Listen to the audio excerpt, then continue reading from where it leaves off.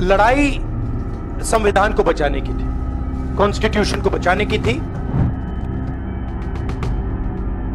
राहुल गांधी ने संविधान को बचाने के लिए लड़ाई क्यों लड़ी थी?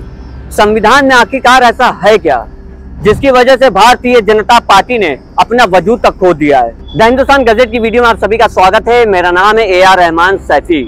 आज हम आपको बताने वाले हैं संविधान के महत्वपूर्णता और इंडिया गठबंधन के चुनावी मुद्दे।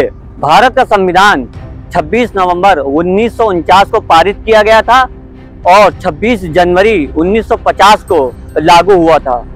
देश को चलाने के लिए संविधान का होना बहुत जरूरी होता है, क्योंकि संविधान हमें ये सिखाता है कि सिस्टम कैसे काम करेगा।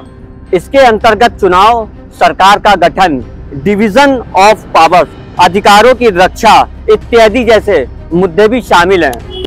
और यही नहीं, संविधान का महत्व इसलिए भी जरूरी होता है कि ये सरकारों को सही दिशा दिखाने का काम करे।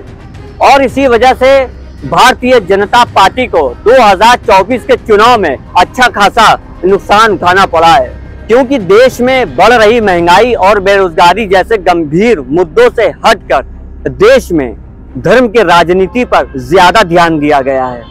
यही नहीं, सरकारी एजेंसियों को भी बेचना शुरू कर दिया।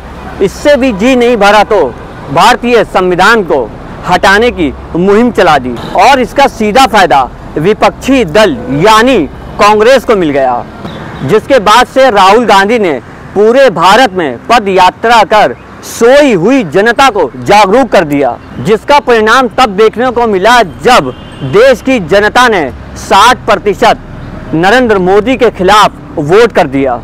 अब देखना ये 11 जून 2024 तक सत्ता की चाबी किसके हाथों में होगी।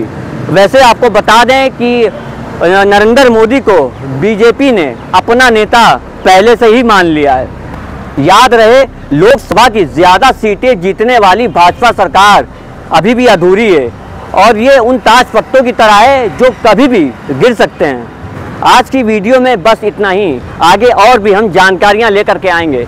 तब तक देखते रहिए THD न्यूज़। धन्यवाद।